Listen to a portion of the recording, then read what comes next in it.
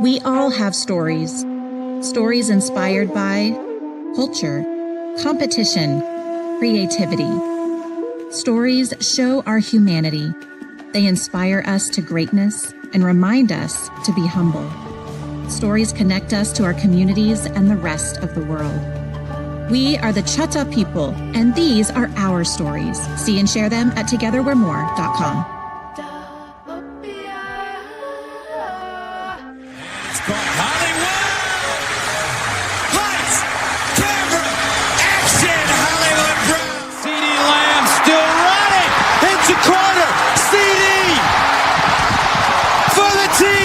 People don't know what it is to be champions. Oklahoma invented it.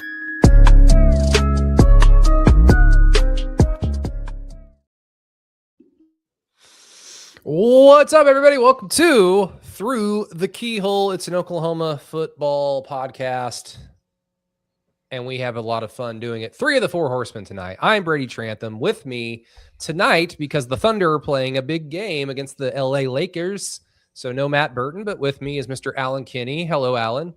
Hey, what's up, y'all? Hello. Welcome. Alan's in, he's around DC and our nation's capital. So we've got national reach here on the show. And then as well, Mr. Peyton Guthrie, all the way from Durant or Durant, depending on who you are in the state. But Peyton, how are we doing? Doing great. Could not be better. Yeah, good. I mean, you asked me not to do this before we went on, but I'm going to do it anyway. Sorry about the Spurs last night, but hey, these are the playoff trials that your young team must go through, so maybe they can learn even quicker now. Yeah, there's a I can't remember the tweet, but basically someone said, forget all the schemes and analytics or something. Playoff basketball is, are you a bitch or are you not? So I think to me that's where it is. And like the T-Wolves basically, I mean, they said afterwards, like, we just decided to drive and try to dunk on him every single time. Like, he'll have to block every single shot we take. And it's like, all right. And that was totally, to me, like that scratched like a caveman part of my brain where it's like, just run the damn ball. It kind of felt like that was the game plan, and it worked out for him. So we'll see if the Spurs can. I mean, they got punched in the face. They didn't get like out schemed or something. They just got punched in the face, and see if they can get off the mat. I think it'll be interesting for a young team that's reliant upon a 3-year, a 2-year, and a 1-year player to take them to a championship potentially. Yeah, not exactly the team I'd probably want to face if I'm trying to figure it out in real time, because Anthony Edwards is a legend killer. And I guess Wemby is still growing, not physically. I hope that he's done doing kind that. Of is. For his health. I hope that he's done with that. But in terms of his NBA trajectory, he's still climbing. But the legend kind of speaks for itself. I mean, the dude's 7'6" and is a supernova. And I mean, Anthony Edwards, that's kind of what he does. But no, I mean, I'm still expecting Thunder Spurs in the Western Conference Finals. That's what everybody wants. That's your finals right there. I mean, Alan, do you have any hope for your East Coast elites, your fellow East Coast elites, the Knicks or the Sixers or what have you? None. No. The Sixers are kind of an interesting team at this point, just because of Embiid, but I mean, last night didn't look too interesting, so I don't have anything like that. You must have been happy to at least see longtime Wizards legend CJ McCollum have a good little postseason at the beginning. That was nice. Yeah. He went out bad, but boy. I was in Tulsa at Kilkenny's with my wife having dinner. And if you've ever been to Kilkenny's, it's like an Irish restaurant pub. And they brought it over from Ireland, I believe. Exactly. Yeah. There are 2 tiny TVs, like they're not big, like at the bar. And we're sitting in the dining room area, and I can just turn my head to the left and I can see like that there's a TV playing. And I'm squinting really hard because I'm like, there is the score funky? Is the score bug funky? And then I try not to have my phone at the dinner table. So I pulled my phone out of my pocket, looked at the score and just went, what the fuck?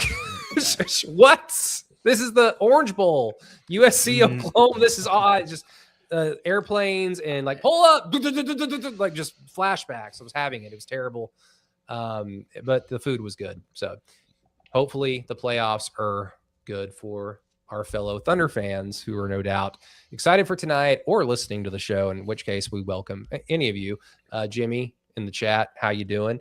But again, thank you to our wonderful sponsors, the Choctaw Nation, our title sponsor, Together We're More.com. The latest entry in Together We're More, Mr. Peyton Guthrie, is one Baxter Holmes that went out. I believe I saw it on, you shared it in our Discord chat. Alan, you had it on your latest blatant homerism column that you could find at keyholepod.com, our free website. So go check that out. So good work there, Peyton.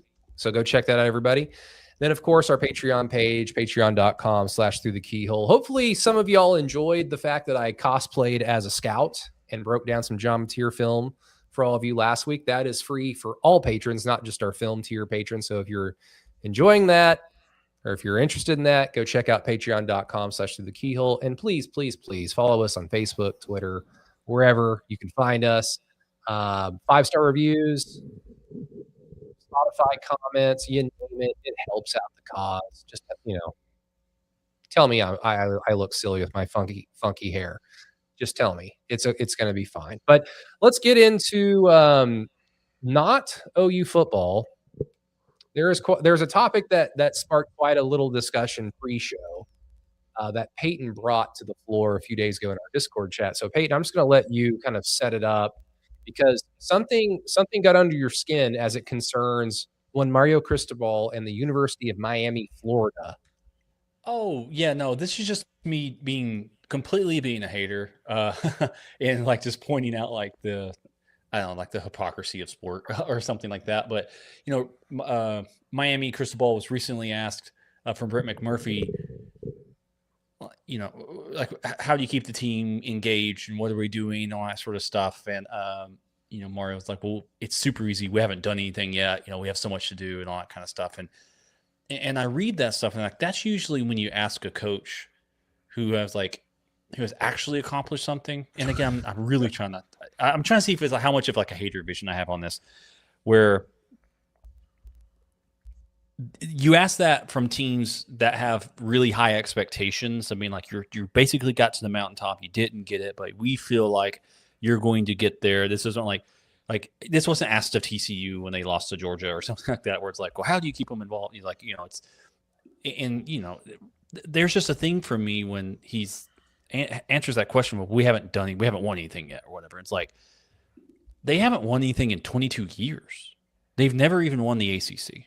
They've only played for the ACC one time in 2017, right? I mean, yeah, they haven't won anything.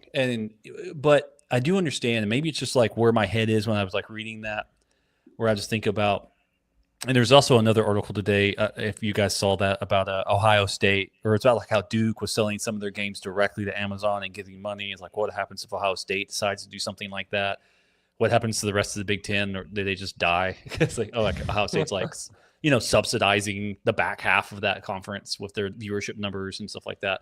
And it's just so strange, like how college football or college athletic, media very quickly coalesces around certain teams, on that side. Miami obviously being very special in that case, but I mean, it's been 22 years since they've like done anything of note, and they got a nice good draw, and they're just as close as not being in the playoffs at all as they were to have winning the championship. So I know there's just something that struck me odd about it, something that struck me kind of strange about it. And again, I'm coming from an Oklahoma fan where, every article I'm reading from Oklahoma is basically like, when is this team going to disappear? Jesus Christ. Like, come on. It kind of feels like it's that from that perspective. But everyone's got like, I don't know if you guys watch The Pit. They're like, just like doing compressions on Miami constantly. Like, compressions, let go, check the pulse. Like, keep it going. You're saying that it seems like that there are a lot of people that are wish casting that Miami is like, quote unquote, sure, back. Like they want the U back. Yeah. And I get it why, because there's money involved and there's ratings involved and all that sort of stuff. But it just always like, it just seems silly to me, especially from like a reporting perspective. It just seems silly to me and they're all like, Mario knows how to build a winner. I'm like, does he? Like, where is this coming from? All of a sudden, like, I think he knows how to build an offensive line, in a tough-nosed team. But how does that translate to being winner or something like that? I mean, and again, that's just me being super hater.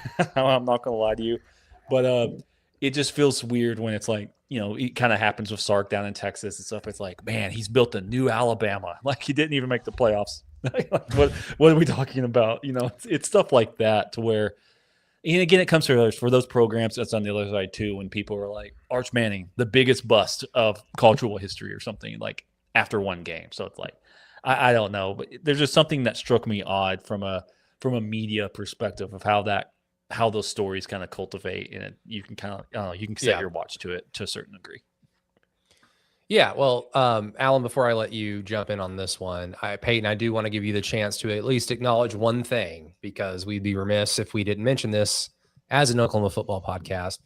When you say that Mario Cristobal and Miami have yet to do anything, we acknowledge that OU hasn't won a playoff game yet, right? Oh my God, the OU hasn't won a playoff game. Sure. Yeah, but Miami won what, 2 or 3 of them? Yay! That's the end all be all. Like hang a banner or something. Like you got playoff wins, but yeah, if you're going to talk that kind of game in terms of we've not done anything at a program like Miami, that, as you mentioned, hasn't won the ACC, has only played for the ACC once. And again, this is now an era where the conference championship, I guess, importance has greatly decreased. I think we can all agree on. That doesn't necessarily mean that if OU wins the SEC this year that we wouldn't be excited for that or think that it was good. But yeah, if you're going to have that attitude, it's a little silly that all you've done is just kind of go on a hot streak when you backdoored your way into a playoff. Oh well. But Alan, did you have anything you wanted to add to this? Or because, I mean, I'll be honest, like Peyton and I talked before you jumped on for about 10 minutes about Miami's place in college football. I do kind of want to get there because I like talking about that. But as it pertains to Cristobal's like bravado, I mean, it does seem kind of silly, doesn't it? Oh, well, yeah. This is a team that didn't win the ACC this year, and we can all agree that was a really just bunk conference top to bottom. I mean, I don't know. I mean, there was the whole thing. I mean, you look through what the teams they beat this year, and until it's kind of once until, I mean, Notre Dame is a good team, right? But then the rest of it, man, you look through here, these aren't like great wins by any stretch, and I mean, you got losses on here to Louisville and SMU. I mean, this is a team that got a good draw, or I mean, but I also feel like maybe that's going to be the way things go in college football in general going forward. But no, I mean, I think that Cristobal is. I mean, I've never thought he was a particularly good head coach. He's clearly a phenomenal recruiter, but I mean, he's a bit of a buffoon, and so I just don't I mean, whatever. Yeah, good for Miami, I guess. I mean, the interesting thing has always been to me, because Brent Venables has a lot of buffoonery to him, but it's just because he's a very genuine, energetic human being. Like, I never once questioned, is Brent just saying that or doing that for the cameras? No, that's how Brent Venables feels right now. I never question it, but I understand that to a lot of people, it comes off as kind of buffoonish. And the fact that he talks even more than I do, that can rub people the wrong way. But at the same time, Cristobal also a buffoon, and I identify it as, no, he's just genuinely a buffoon. But it doesn't seem like the national media treats him with the same kind of look at that dork over there, like they sometimes do with Brent. And I've not really ascertained why, other than Cristobal's got the Saban gloss on him that Brent doesn't have, maybe. Yeah, I mean, it's a good question, but the buffoonery. I mean, Brent Venables is also a very well regarded coordinator, strategist. And I Cristobal, he's been a head coach. He's never been a coordinator. I mean, he's basically been a recruiter most of his life, I think. I mean, yeah, it is what it is. I mean, they were successful at Oregon. They've been successful at Miami. I mean, just because of last year, mainly. But I don't know. It's a little weird. But to me, it just kind of comes into the fact that the ACC exists And 5, 6, 7 years ago, this was Clemson that we were talking about in this place. But the difference is Clemson, of course, had the skins on the wall. And this is where I will remind Dabo Swinney, if you've not sent your thank you card to Bob Stoops yet for handing you your championship legacy, I mean, now is the time to do it. Otherwise, you'll forget about it. But 5, 6, 7 years ago, this was Clemson. And the reality is the SEC exists, and there are a dozen teams that are good.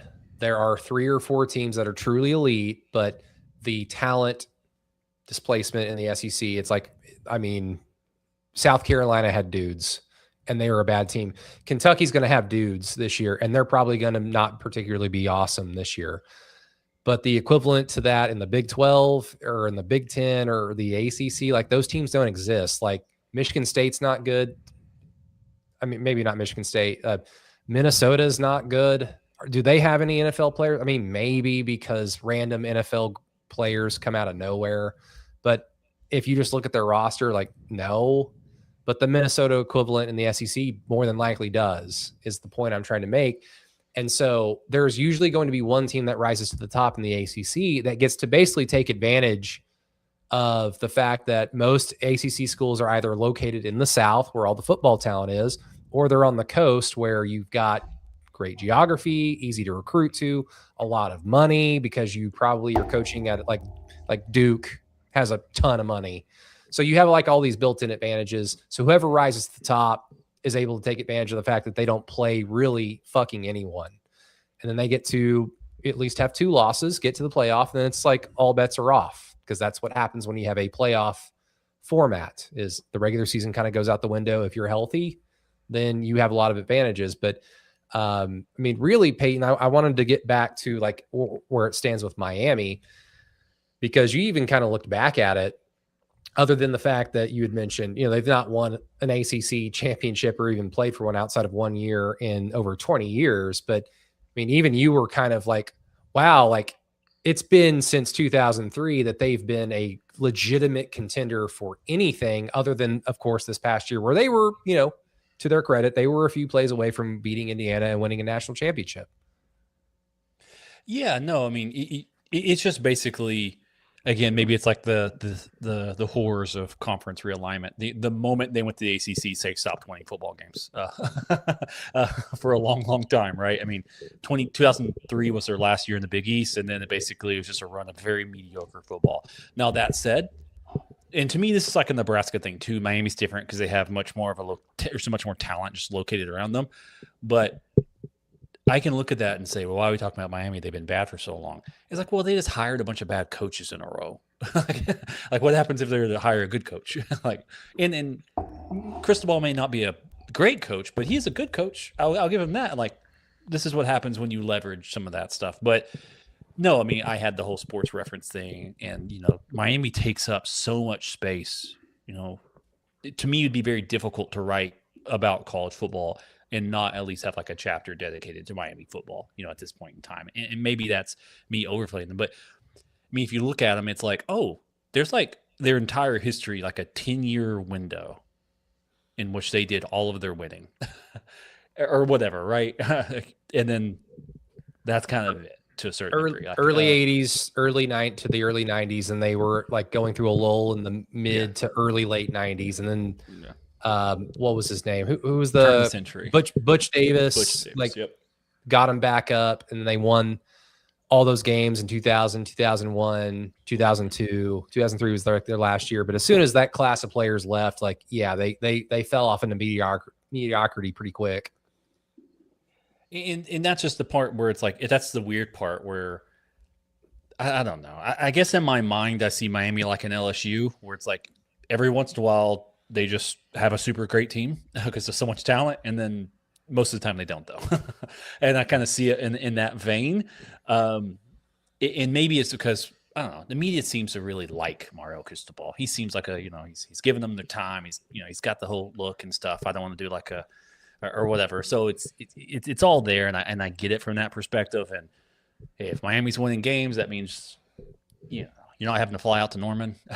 You go to Miami to go to the game. I mean, I get it from that perspective, right? So it was just interesting kind of way to kind of kick everything off when I was just reading some college football stuff.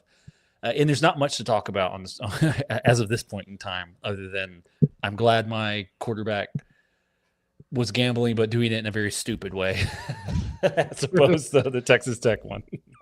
No kidding. Just for some house cleaning real quick. Noah in the chat, how you doing? Good to see you. Sooners Cowboys 706. We will get to OU I just wanted to talk about this Miami thing first, because again, it's spring ball. It's like post spring ball. We're all crawling to SEC Media Day at this point, but we'll get to OU in just a few more minutes. But with Miami and just kind of like what they are as a program, because as you mentioned, Peyton, it's like they jump from the Big East, which was dying at the time, and get into the ACC, and it makes a lot of sense from a geographic standpoint, from a conference realignment, even at the time standpoint. And then of course, you get to join conferences with your rival Florida State. So it makes all the sense. But to me, I mean, Alan, maybe you've seen this or read this before. Like I've read this like in indirect Nebraska sources. So basically a lot of like OU history books. Okay. So I kind of view Miami in the same vein as I do Nebraska. And Nebraska, one of the major reasons why they were good was because they were at the forefront of strength and conditioning. And that might sound silly, but in the 60s and the 70s, there's a reason why Michael Jordan is such a weirdo to a lot of like NBA players in the 90s, because, oh my God, he went home and lifted weights. Oh my God. Nobody did that. So you have like professional athletes playing in a league in America that up until even the 90s, the thought of lifting weights in your spare time was viewed as odd. And Michael did it because the bad boys in Detroit were beating his ass physically, and he needed to get over the hump, and that's what helped him get over the hump. Well, Nebraska, even in football, they were at the forefront of strength and conditioning, i.e. steroids. And we can all picture like Nebraska offensive linemen from some podunk town in Nebraska or Iowa from the early 90s here in our minds, where they look like Terminators. But at the end of the day, like they were at the forefront of that. And even OU adopted a lot of their strength and conditioning structure. So they were at the forefront of that. As soon as that advantage went away, because every other program started to see like, oh, like we needed to get us some of that. Well, they had no pivot, because what can you say about OU's place in terms of college football greatness? Why are they so good? Well, they're very close to Dallas and North Texas, and that's never going to change. They play in a conference where Texas, the state of Texas, is actively participating in playing in conference, so it helps. Nebraska didn't have a pivot away from one of the few things that made them initially unique and special, because they don't have geography. And moving into the Big Ten, they get even further away from what they initially had in terms of their recruiting footprint. You can apply a lot of that to Miami. Like all that to say, you can apply a lot of that to Miami. In the 70s and early 80s, outside of Barry Switzer and a few other coaches, not a lot of coaches and programs were going into Dade County and recruiting. And then Schellenberger decided, hey, let's just recruit the hell out of our backyard, because there's a lot of talent here, and there was. And as soon as that advantage went away, when programs started to wisen up and not be afraid of recruiting black athletes, essentially, like in the South, in the Big Eight, in the Southwest Conference, and once that talent got taken away from Miami, well, then Miami's place in the hierarchy of the sport kind of dwindled and dwindled and dwindled. And now they don't have that advantage anymore. And it's just a small city college in Miami, a town that, as a Miami Dolphins fan, does not necessarily care about football. So all that to say, it makes a lot of sense why Miami hasn't been very good. And to me, the whole media desire for them to be good just really shows that the media is saturated with Gen Xers and maybe even some boomers who remember when Miami was, that's a ratings king. But I'll just leave it at this. The societal issues or factors that existed at the time that made Miami such a draw do not exist anymore. So I don't even know if it would be that big of a deal if Miami was quote unquote consistently good, because they're not even there yet.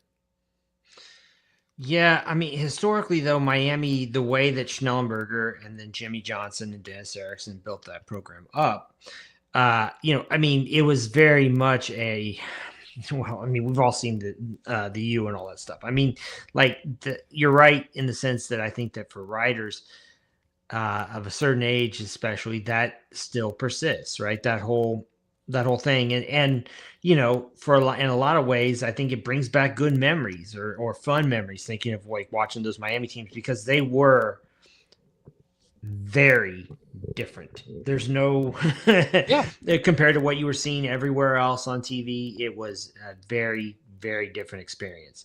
So I think though that I mean, I just think that with Miami, I think that it's as much anything else. It's the culture that you mentioned around Miami. I mean, like that's such a transient town, kind of. There's not I mean, not a lot of just local flavor there, right? I mean, and I mean, like I just look at it and I don't feel it doesn't seem to me like they have a particularly strong like alumni base. They don't. The stadium situation there is really bad. I mean, all those kinds of things kind of add up to kind of an apathetic environment around the program. It seems to me, outside of the media, it's kind of a weird thing, isn't it? That they have that much, still have that much stroke with the media, but. I mean, a lot of times we kind of just forget Miami's there, until they pop back up. And I mean, it's hard. You can't ignore they just went to the national championship game last year, and so they're top of mind right now. Well, we're gonna ignore it from this point on until they do it again. So, but that was us talking about Miami. And look, there's probably dozens, hundreds, thousands of OU fans that love to hate Miami. It's an OU football podcast, so we can have fun with it sometimes. But let's get over to the OU football. And Peyton, I'm going to let you, because we could go really any way with this, because again, it's post spring ball. There's nothing really pressing. We don't really discuss recruiting other than general, like, hey, recruiting's going well, recruiting sucks. Or, I mean, mainly when we discuss recruiting is when recruiting sucked 3 or 4 years ago. This is why this unit sucks now, like offensive line. That's been through the keyhole for the last 2 or 3 years. But what direction do you want to go?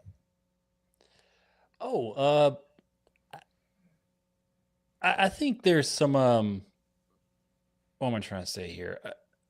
Let's talk about school. Let's talk about the program, the talent level, because like when we're talking about, I'm looking at show notes. You're talking about let's talk about Ben Arbuckle and what you want to see out of him. I think that's a good way to move forward. And if I can answer that question before we get in there, like what do I think needs to happen for Ben Arbuckle and OU football?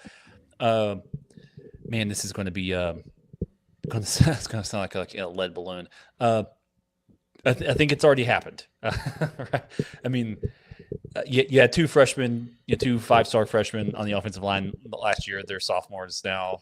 You went and got 3 tight ends who now can block. You've got some running backs who look like they're healthy. I mean, it's kind of like, oh, I bet his scheme's going to look a lot better next year. And nothing really has changed schematically at all. It's just all of a sudden they have an offensive line and they have some running backs and some tight ends that could block. It's what I always say. And I get killed for it, but I'm fine being the stupid person. But like teams don't materially just get better over the season or something like that. It's usually just like talent availability. It's like all of a sudden Oklahoma's going to be. I'm pretty sure I'd stake a lot on it. That Oklahoma's going to be a better football team next year, purely just because they have some more talent. And like, I know that sounds silly or whatever, but you've got better talent, and the coaching does play into it. Sooners Cowboy, you talk about it. The biggest addition is the new running back coach, McCullough. Yeah, I think that will be helpful in kind of moving that way. But I think probably the more helpful thing is that those running backs are, 1, healthy, and that 2, they have holes to run through made by the offensive line. And I think that will just be better off, just in its entirety. I'm not sure. And maybe honestly, I guess the biggest thing I want to see out of him is some when they do substitutions and stuff and figure out how to do them, not late in the play clock and stuff like that. I think that's probably the biggest thing. No more stretch plays to the short side of the field on short yardage situations. No more of that. If you watch the spring game, I think we're going to be running a lot of stretch outside zone. Maybe. Well, see now, like going back to what you had said initially, Peyton, with this topic, do teams get better? Are they just what they are?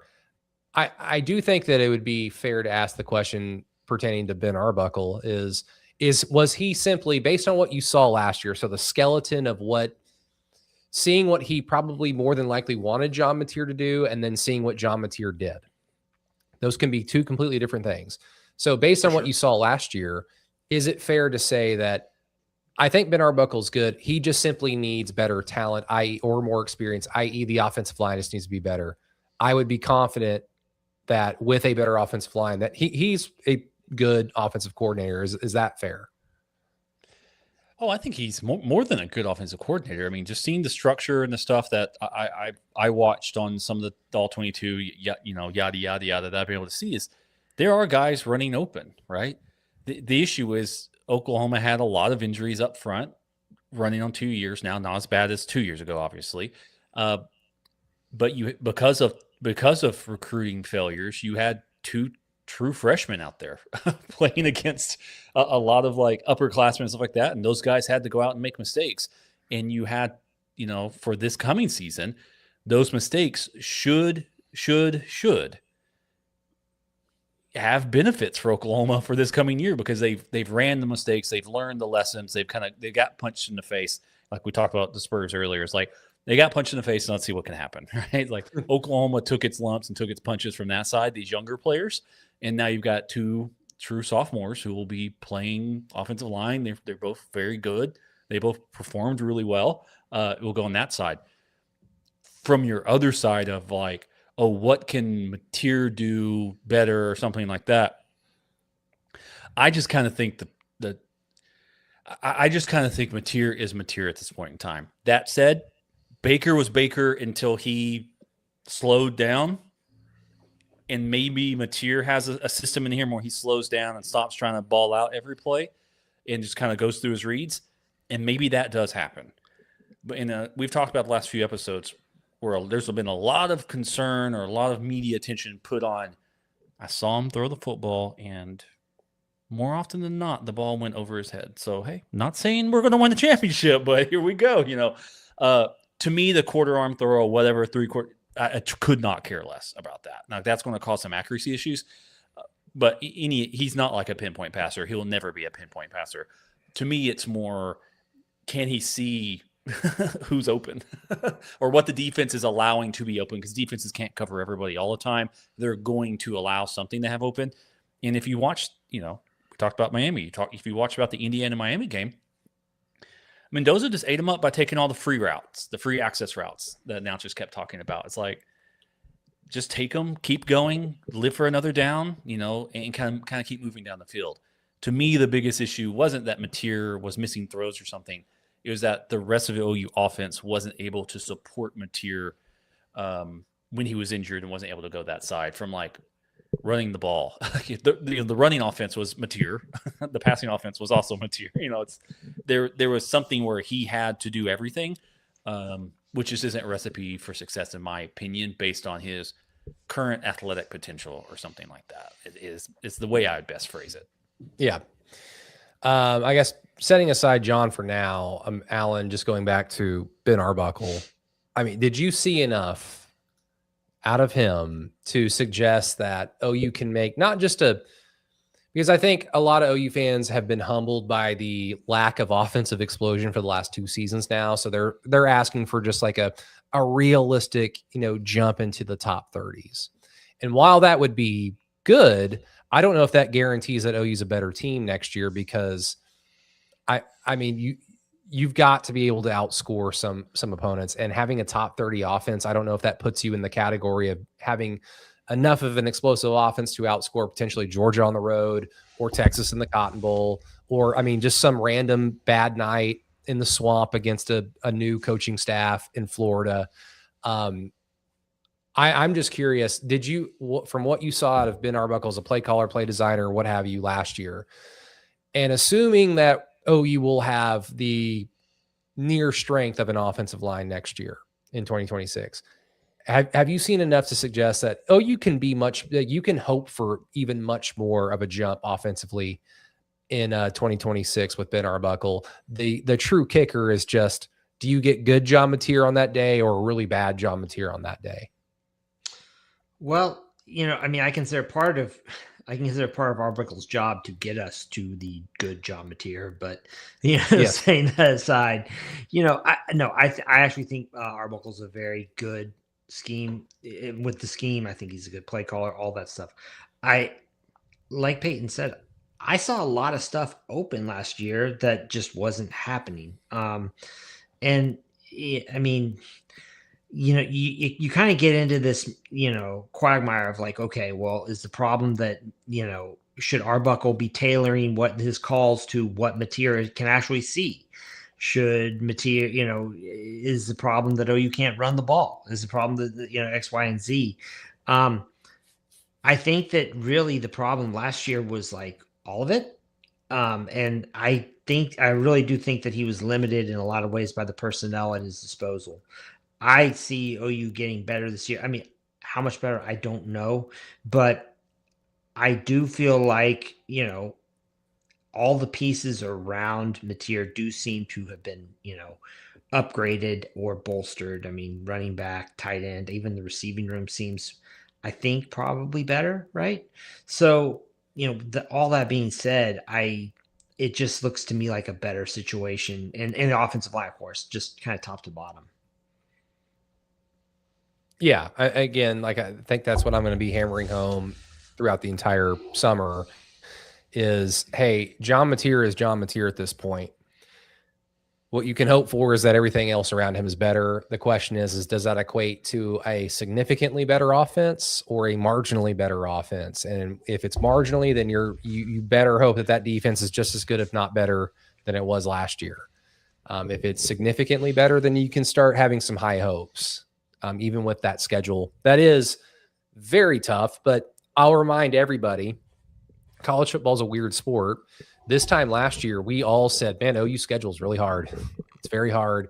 And now you have people saying that, well, their schedule didn't end up being as hard as previously thought. So their 10-2 regular season record has like an asterisk next to it for me, which is a big part as to why OU is a 7.5 win total team in some, I mean, I don't know, gambling circles. I don't know how to say that. But Peyton, getting to what Alan mentioned with Ben Arbuckle's influence of John Mateer, because Ben's only been at OU for the last year and a half at this point.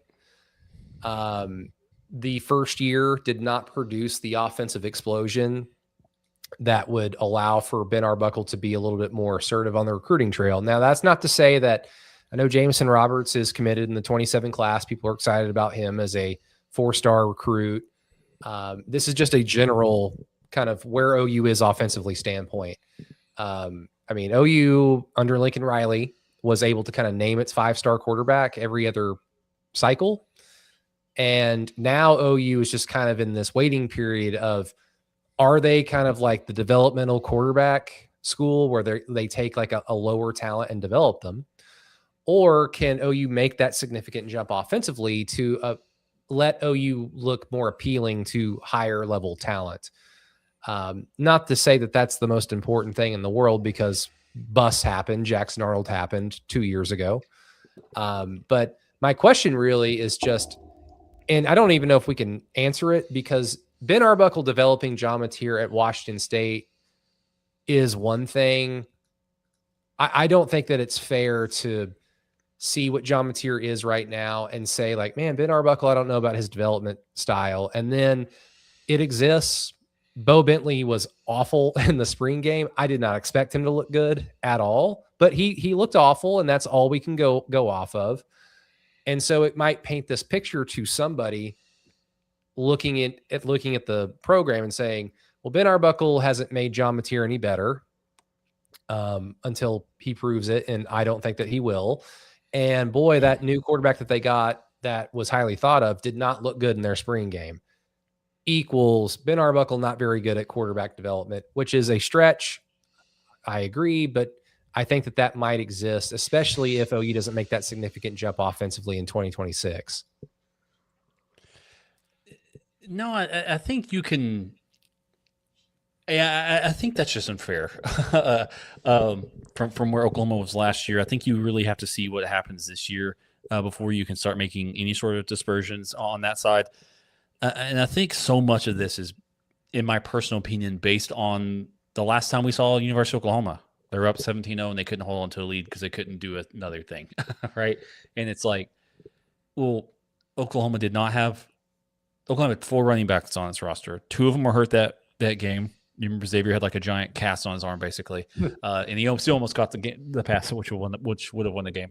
The 3rd string guy is now the safety for Michigan, and the 4th string guy is now an undrafted free agent for the Kansas City Chiefs. So, like they did not have that. And then the other part of the, one of the other position groups, the tight ends, we're just, hey, Jaron Kent, love you to death. We're not complete football players or not complete tight ends. It's John Mateer had a broken hand and he wasn't able to throw the ball well, or wasn't able to put placement for most of the year.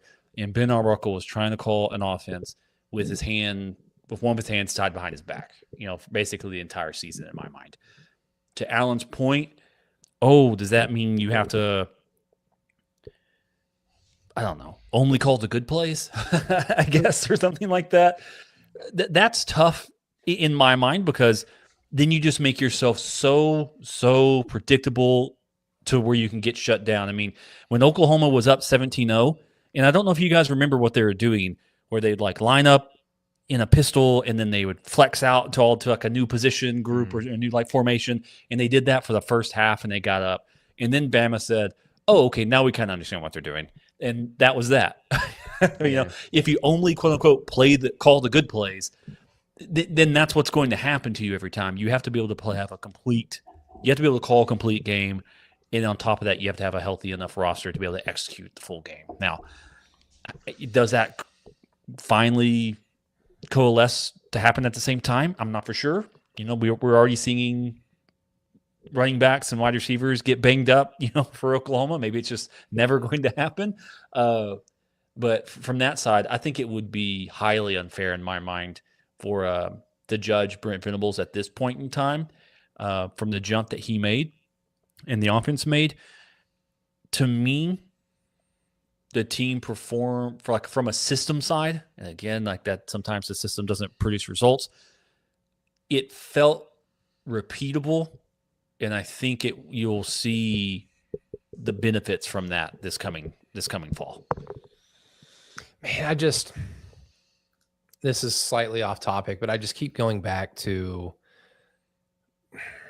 It's probably silly to even talk about, but I'm just trying to think of Ben Arbuckle was too young in his coaching career at the time when Brent Venables was hired, for him to have like identified him and said, that's my offensive coordinator. Like I don't even think he was the OC at Washington State. Like, was he the QB coach or the OC at Western Kentucky in 2021?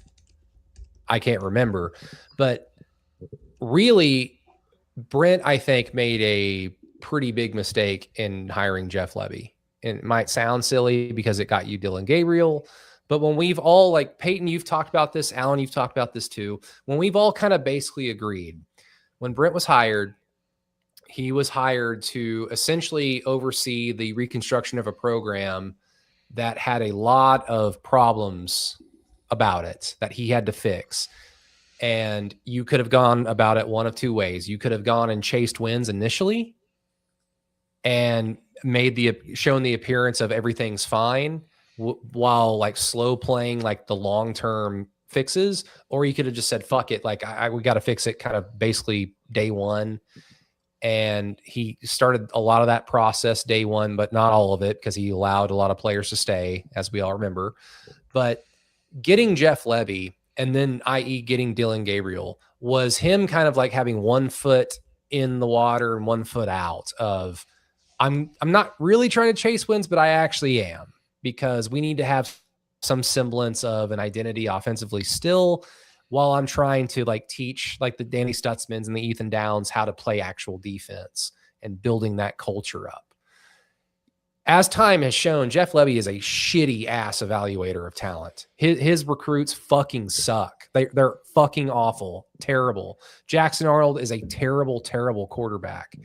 And OU could have had any other offensive coordinator, and I would argue that they would have hit probably on some random other ass recruits to the point where the offense wouldn't have fallen so far.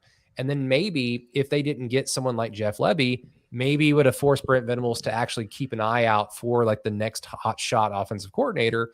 And he would have found Ben Arbuckle much sooner in the process, which I mean, that could have led to a bunch of other things. But I mean, Alan, I brought that up just because at this point, like Brent Venables should be turning the corner into like, no, I'm like the OU head coach for the future. But we're still waiting for like the offense to kind of like show itself. And there are still a lot of assumptions going into next year that the offensive line is a strength. We are assuming that. There's some evidence to suggest that, but it's at this point, it's still an assumption. We assume that the tight ends will be much better, but that's an assumption. And 5-6 years ago, OU brought in a former player that played at a high level in the NFL and in college to be a position coach for the first time, relatively. He was at Arizona first for a year. And we know how that turned out. So for all we know, Jason Witten might suck as a position coach over the next few years. So all these assumptions kind of lead us to assuming that the offense is going to be much better under Ben Arbuckle, under Brent Venables. But to me, it's like so many mistakes were made. This should already have been taken care of, if that makes sense. But I feel like Jeff Lebby kind of further slow played that while the offense doesn't need to be fixed from Lincoln Riley, you're not Lincoln Riley. So you need to find your identity quickly, because the defense, that'll come pretty quickly because you're Brent Venables, but you'll need an offense to complement it. And they were caught flat-footed. Wow. Well, there's a lot going on there. I mean, I think about it. I mean, my assessment of Jeff Lebby is actually that he's a good offensive coordinator. I think that he was in demand. I think that OU made, I mean, it kind of comes down to this thing where it's like, you know, with Lebby, if that was a mistake because of his offensive acumen or what, then a lot of programs would have made the same mistake, right? So I mean, I see him still as a pretty solid offensive coordinator. There were a lot of other reasons why I didn't think that Brent should have hired Lebby. Yes. And in a lot of ways, I mean, I would say that was kind of, in my mind, that got the program off on kind of a bad foot, just in general. Or it was just one of those things that it just didn't need to happen. But that being said, I mean, I don't know. I would love. I think you're right in the sense that like this should be the time where Venables is no longer like in prove it mode. You know, that he is the head coach. And you know that offense really hasn't. I mean, the farther it's gotten away from Lincoln Riley, the worse it's gotten. You know, I mean, to be fair, they got better last year than they were the year before, I think. But like, I don't know. I mean, maybe it would have been a good move to. I mean, are you suggesting like he should have hired like the Ted Roof version of offensive coordinators for that first year? Well, no, I'm suggesting that the people that hired Brent, so Joe Harris, Joe Castiglione, because I think we were all under the assumption that Jeff Lebby was kind of a part of the deal. Like, hey, don't worry, we'll take care. Like, we'll get you an offensive coordinator. Because other than their time at OU when Jeff Lebby was a player for 5 minutes for a year, and then he became like a student assistant because he got hurt so much. That's the only time that him and Brent have ever been together. Otherwise, Jeff has been gallivanting around with noted rape apologist Art Briles. Yeah. So there's no like coaching history between the two. So it wasn't like this wasn't a Mike Leach situation where Bob Stoops is like, I've identified that guy because he's so fucking hard to defend. Yeah, I want that no, offense. Okay, So I follow. wasn't like that. So I never really viewed it as Brent went out and said, that's my guy. It was just kind of like, he is the best OC that could be available, because you're right. He's a really good OC, but Peyton, you talked about this all the time about he'll get you 9 yards, but if you need 1 yard, like, good fucking luck. Like, he is just a bunch of empty calories numbers, because like, yeah, like the numbers will suggest that his offenses at OU were good, but we remember the games and we remember the offense just like sputtering out as time went on. But I'm sorry I brought that up, because that kind of like, well, who did you want instead, Brady? All this to say, like, year 5 for Brent? Like, yeah, he should be like wind at his back. The momentum has already been recaptured at this point, but he's still having to prove it as a head coach in terms of winning and losing, but also like, can you develop an offense? And, Ben Arbuckle is now kind of hoping that a lot of those assumptions become the case, and that John Mateer just makes significant improvements maybe in his decision-making, because the mechanics are going to be what the mechanics are. But see, like, doesn't that all come back to personnel, really? There was such a big talent drain. There was a significant talent drain when Riley left. They still had some good pieces there. But to me, it was kind of, I don't know. It felt to me like there were a lot of guys that could have gotten, kind of moved out when at that point that Brent didn't do that. And then on top of that, busting on the quarterback, right? I mean, again, like, I think that busting on Jackson Arnold was just, it was such a big blow to the gradual progression and trajectory of the offense, more so than anything any coach has done. Just my take. Yeah. Again, like, busting on a 5-star quarterback will could set you back years. Luckily for OU, it only set them back kind of a year. But I don't know, Peyton, what do you think? Is it simply just hopefully some of these assumptions come to fruition? Some of them have a little bit more evidence to suggest that they will, other than just like vibes. Cause like, that's how I would describe the tight end room, is just the vibes are great. The vibes for the tight end room have not been great for 5 or 6 seasons. There is good talent there, but again, like, until they do it on Saturday, like in the fall, like I'm just kind of like, we heard Jade Knott was a difference maker. We heard a lot of things from people reporting on the team or that have access to the team about this particular player, that particular unit being awesome. And then fall shows up and then they all fucking suck. So I'm just kind of in wait and see mode for some of these units, but is that simply what we're doing? Is just for Ben Arbuckle and the offense overall, is just, yeah, like, it's going to come down to a lot of these assumptions coming to fruition that will equal success. Is that just not every college football team? We're right. Making the assumption that players will be healthy or they'll be available. The difference here is just that Brent Venables has yet to like prove, like, year in and year out, to be able to churn out like talent when he's had talent walk out the door for the draft or for graduation. Mm-hmm. Because like you're afforded like a bad run of like players that don't hit their ceiling or that bust out. Like with Bob Stoops, like, it was pretty proven that he can win a lot of games and he can turn this around if you have a bad quarterback or a bad class. Brent's not proven that, and that's just by virtue of he's only been a head coach for 4 seasons. Yeah, I guess I can see that. And I guess from that perspective of saying, yeah, it's been 6 wins, 10 wins, 6 wins, 10 wins. Like, can this team handle success? Can this program, which is coached and led by Brent Venables, continue success or like that? None of that has been proven. Like, none of that has happened.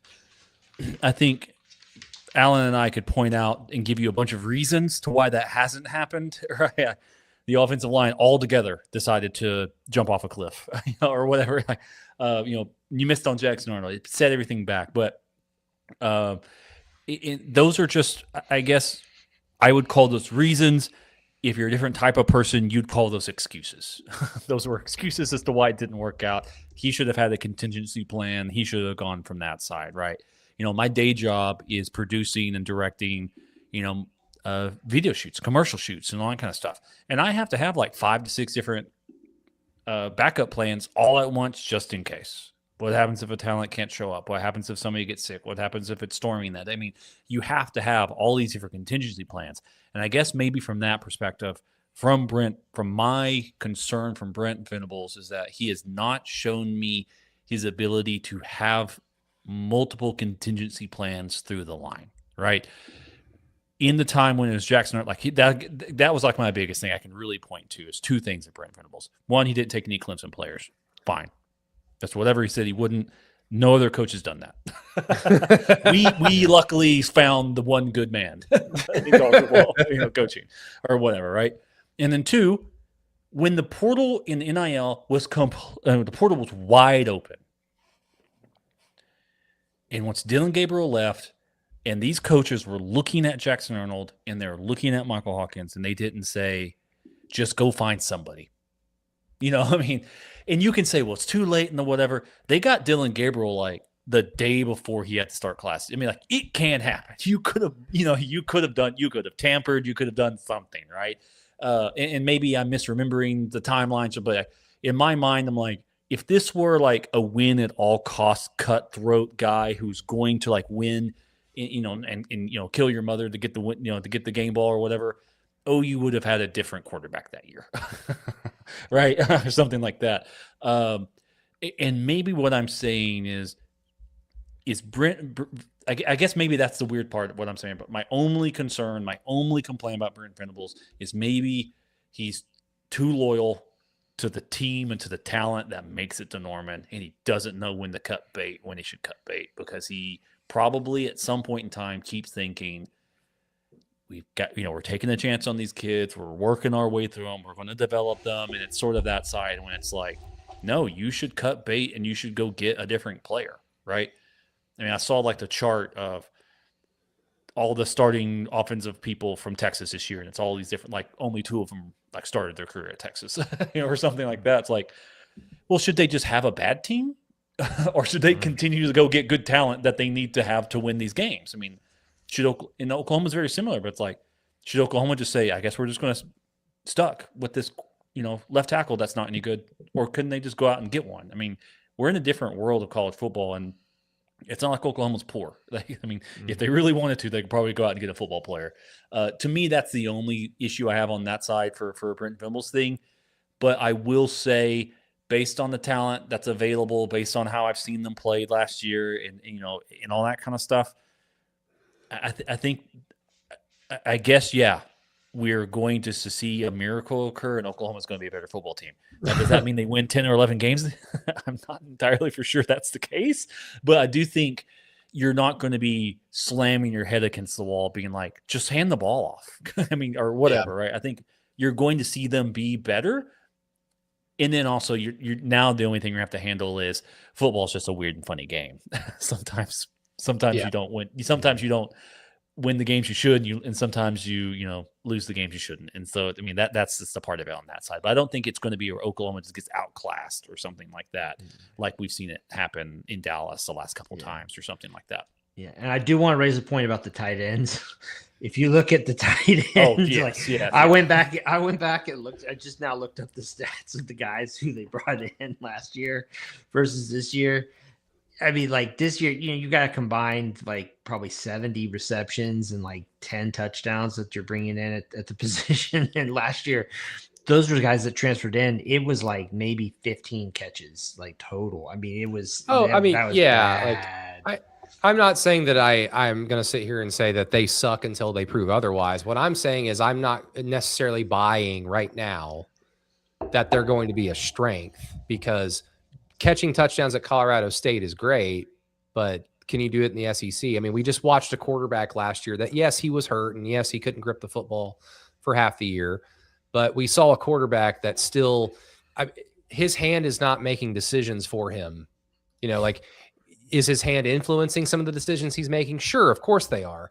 Is his hand not seeing fucking Deion Burks wide open over there? No. Like, that's where I'm like, yeah, that was a dude that jumped from the Mountain West to the SEC, and it showed in a lot. So, you get Jack Van Dorsler, Rocky Beers, and Hayden Hansen, and yeah, like they're talented and they've got some skins on the wall, but they need to prove it in terms of like when the season starts, if they're going to be a strength or not. And also, unfortunately for them, attached to that is John Mateer has to see them and throw them the football accurately. So it may be for naught. But again, I don't think that they're going to be trash.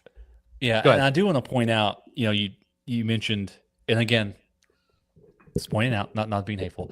You pointed like, it's great you did all that stuff for Colorado State, but let's see you do against the SEC schedule. Well, 2 of those tight ends did. So, it's like we do have some. Some of these guys are going to be used to it. 2 of them did from a run blocking standpoint, not from a look at that awesome all-conference tight end catching touchdown passes. Hayden Hansen. Florida fans do not like Hayden Hansen for whatever reason. They had Florida fans don't like anything. I know they had way more problems offensively than Hayden Hansen, and Jack Van Dorsler was a true freshman.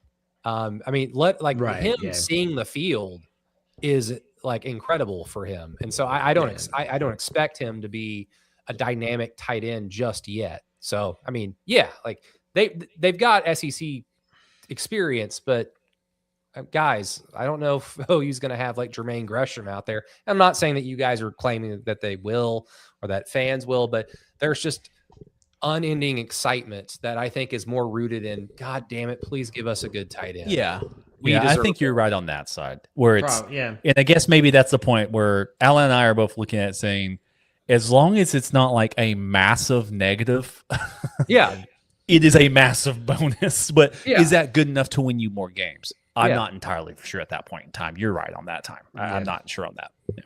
I think for sure, just with Hayden Hansen alone, I think for sure you're going to have a tight end that justifies his presence on the field, because Jaren Kanak obviously got drafted. That's great. Phenomenal talent. Did he justify his presence on the field all the time? No, because half the time he was asked to be the lead blocker, and he's not that type of player at the tight end position. Hayden Hansen, when he's going to be out there and his primary role is go open the fucking hole. Yeah, I believe that Hayden Hansen can physically do it and knows what he's doing. So just from that standpoint alone, they have greatly increased. And I know that right now before they've even played football. So, hey, step up in the right direction. But I don't know. Let's end the show. Like, I will tease, because there was a topic the other day about the 2021 coaching carousel, and just as a little tease, maybe for next week, who had what was the toughest rebuild job? And not necessarily that, like, Notre Dame didn't ask for a rebuild when Brian Kelly left to LSU. But of the schools that were truly kind of like, we need to bring in a new coach to bring higher success than we have seen the last handful of whatever years, you're talking what? Miami, OU, USC, by getting Lincoln Riley. Which one of those programs had the toughest rebuild? And, I think we can have some fun discussions about Lincoln Riley and Brent Venables next week. But let's end the show, Alan, with a little bit of the talk about the win total, the win-loss thing, just a little bit of that. And this kind of goes back to like what we were talking about a little bit earlier about how this should be the year where Brent's not necessarily in prove-it mode, but it does appear that to a lot of people with betting knowledge that no, he's still very much in prove-it mode at this point. Yeah, absolutely. The 7.5, it's funny. Because like, if you look at across the SEC, I actually wrote about this, early last month. And like, if you look across the SEC, I think the majority of teams, they've all knocked them down in their preseason total from a year ago to where they are now, which actually makes sense because a lot of them, it's now a 9-game conference schedule, not an 8, right? OU was one of the very few teams that they actually gave an extra win to. OU opened 2025 at a win total of 6.5. Now it's up to 7. So they're actually, I mean, it's almost a more promising, kind of statement about what they expect out of OU. I mean, I don't know. I look at the number and I think it's just about right. I mean, I hate to say it, but like you are betting on Oklahoma getting better this year, right? And I mean, there's a lot that goes into that, I mean, oh, well, they have a quarterback back and John Material will get better. Okay, but that quarterback also missed some time in the middle of the season last year. I mean, is he going to be able to get through the whole season healthy? There's so much of that, and looking at the schedule, it's not easy. I just, to me, the number looks right in like from a risk standpoint, because if you set it real high, everybody will go on, like all the people with big money will go under it, because I mean, if you, I mean, OU winning, say you put it 9.5, OU winning 10 games versus winning 8 or 9, like that's an easy call. Like to me, the number's right. When you put it like that, yeah, that makes a lot more sense. So, I mean, Peyton, what boat are you in? No, I mean, I where Alan's coming from, that's something I did not see. Where it's like, well, Oklahoma's one of the only teams that actually gained a win this year while taking on an extra SEC, game on the schedule. At least gained a game in the win total. That kind of reframes it in my mind on where Oklahoma is going to be, especially playing a 9-game schedule, and then also you have Michigan on top of that. Mm-hmm. There's not that many teams in the SEC who plays, another, this year, another top end team that they're going to have to worry about. Texas obviously being one of them, playing Ohio State. There's not that many teams who get to do something on that side. So seeing it from that perspective, I think is good. Yeah, I think it's weird if you look at it and you say, well, you're saying 8-4 is like a success. Like that's, I don't know about that. Like that's a weird way of thinking about it, but I don't think that's what it's saying. I think there's like, I don't know. I guess that is what they're saying, but there's like a statistical model, like broken down if you run it that way. To me, if I'm looking at it, and I'm looking at how many of these teams have new head coaches, how many teams have new quarterbacks, how many teams have new coaches and new quarterbacks, and it's like that kind of lines up okay for Oklahoma once you really start breaking it down from like that old school way of looking at it. And it's like, well, how many of them have to replace their coordinator? I mean, there's been a lot of turnover in the SEC, which Oklahoma should be able to benefit from, which they may. Potentially, right? I'm going to lean more towards, I'm looking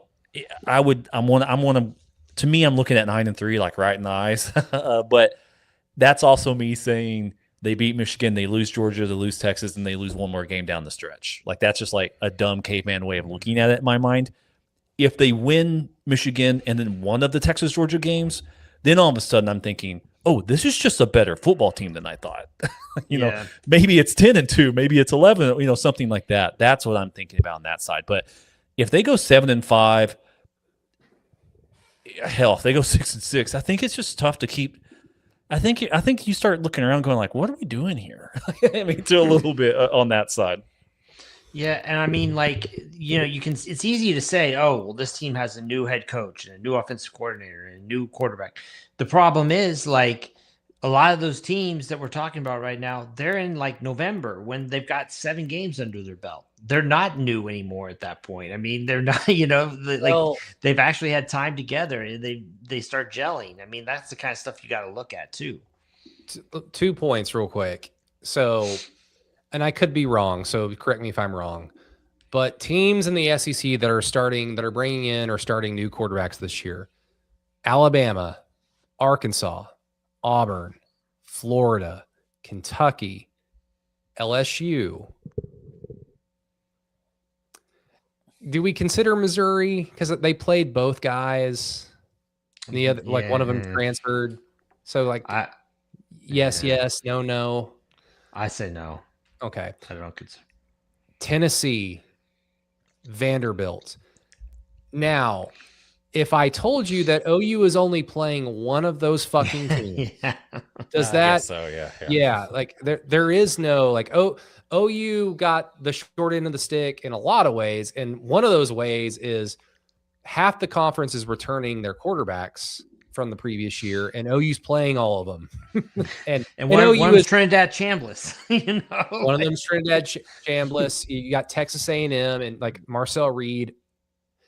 He's experienced, and experienced quarterbacks are dangerous, even though I think that he's not particularly awesome. Lenora Sellers, extremely athletically talented, but not a very good quarterback, but has a propensity to be awesome on any given day. That's dangerous. Trinidad Chambliss, like you mentioned. Gunnar Stockton's probably one of the best quarterbacks in the country. Right up there. I forgot Gunnar Stockton was a human being. Yeah. Until just this moment. And it's also weird because I do not consider him a good quarterback, but he's good in that system, I guess. Maybe he is better. He's good in that system. He's a gamer. He can make plays with his feet. Like, he's a dangerous quarterback to play, even if you're a good defense. Like, he can be frustrating. And then, of course, Arch Manning, who is extremely talented.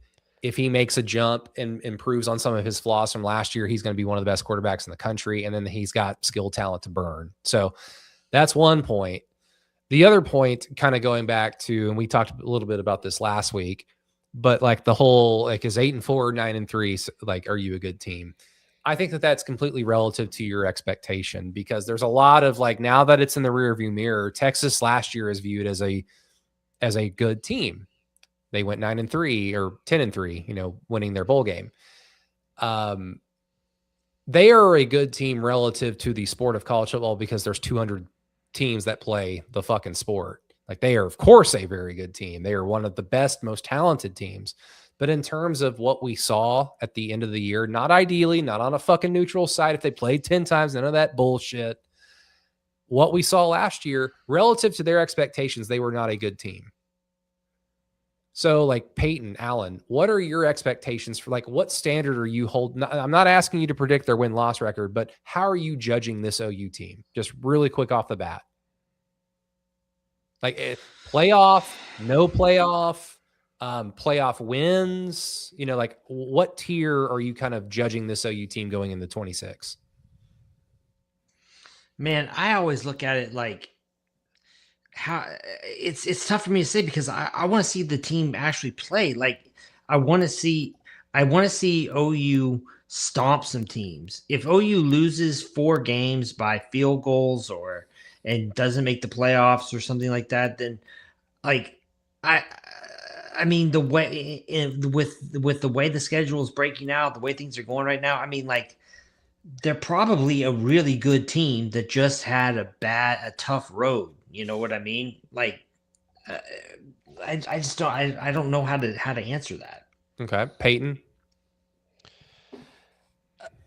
I'm, because you mentioned, like, playoff, this and this. Like, to me, this is going to sound really nerdy. I'm just going to look at their rushing EPA and, like, success rates on first and second downs, and well, if those are increasing, in my mind, it's likelihood that Oklahoma is probably a playoff team. But okay, if they stay around in a bad way or something like that, then on that side, to me, I'm looking for marginal to above average growth on some of those success rates and first, second downs and EPA when it comes to the rushing attack in specifically. Yeah. Well, so again, if your standard for this team is they need to make the playoff, and they go 8-4 or even 9-3, I mean, it's much better than going 6-7. You've retained your honor. I mean, that was my whole rallying cry in 2022 was, for fuck's sakes, just win these. Like, none of this matters. Like, this is OU. We don't care about, going to a higher bowl. It's like the season's already lost, but you can retain your honor, because losing more games could hurt you on the recruiting trail. It could hurt your reputation. College football is all about optics in a lot of ways. So don't do that. And they go 6-7. They do it once and twice. And OU is still trying to dig themselves out of that hole in a lot of ways. So if your standard is playoff, 9-3 doesn't get you in the playoffs, so you're not a good team. You can sit there and feel better about it because the schedule was hard, or that they did lose, like, some close, well-played games, but they more than likely lose close, well-played games because Brett Venables makes a coaching mistake, because John Mateer throws a silly interception, like all these problems that have continued on continue to bite OU in the ass in 2026 and keep them from a national championship contention or a playoff appearance, or what have you. So to me, like, at the end of the day, it's like, it sucks. They got a tough draw, but this is OU. They should be able to navigate at least some of them to get on to the side of, in previous eras, it's you lose 1, maybe 2 games, but you go to the Big 12 championship and win it. It's like, yeah, we're not competing for a national championship, but you've at least met the minimum requirement of being a good team. So the minimum requirement for this team to some people is playoff. To some people, it may not be playoff. So it just really depends on how you view things, how 8-4 or 9-3 looks. And the closer we get to the season, guys, like, I am expecting that the rushing numbers look better, Peyton. I am expecting that the tight ends do become like a strength, because I'm hopeful that they can be. And I am expecting that the offense overall is just better. That should equal, you're not just getting into the playoff, you should win one. And if they go 8-4, 9-3, then unfortunately I would view that as not a good season, a better look than 6-7. I'm not going to say fire Brent Venables or anything like that, but it would be like you failed, because last year Texas failed. They had the best quarterback in the history of recruiting. They had all this talent. Steve Sarkisian has built it back up in Austin, and they get punked by Ohio State, and they get punked in the Swamp. And then they get punked by Georgia. They get destroyed by Georgia. And I'm sorry, but at that point in your program that you've built up, Sarkisian, that's a bad season. But now that everyone's really excited for this year, people are just kind of glossing over last year and just kind of relying on the fact that they went 9-3. Like that's a good team in the SEC, and they were just like a stone's throw away from the playoffs. So that's just how maybe I'm being too mean, Alan. I don't think you're being too mean, but I mean, like, I guess the way I would look at it is, like, if OU goes 8-4 this year, I mean, I would look at it. I don't think that Steve Sarkisian is like in a lot of, like, win now or lose your job type situation, absent like it just completely falling apart at Texas, right? But I mean, there's going to be a lot of heat on it, like time to get this done for that's how it is this year for them.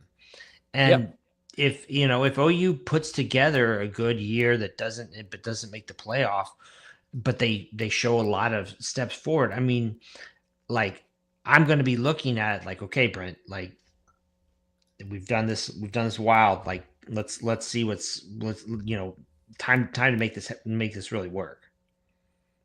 If that makes sense.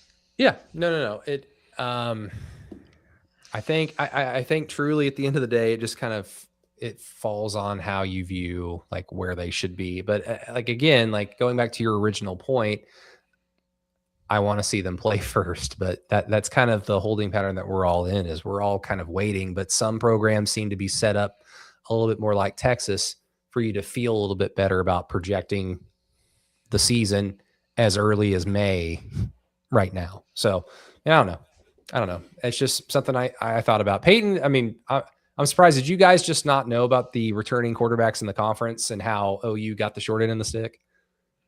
No, I just knew some people went through here. Oklahoma, you said Oklahoma only plays one? I think I see 2. I was saying, surely Kentucky doesn't have their starting quarterback. Yeah, Kentucky right? has a new quarterback. They have the Minchie guy from Notre Dame, and then Florida has somebody new, right? Oh, Philo, yeah, you're maybe? right. Yeah, you're right.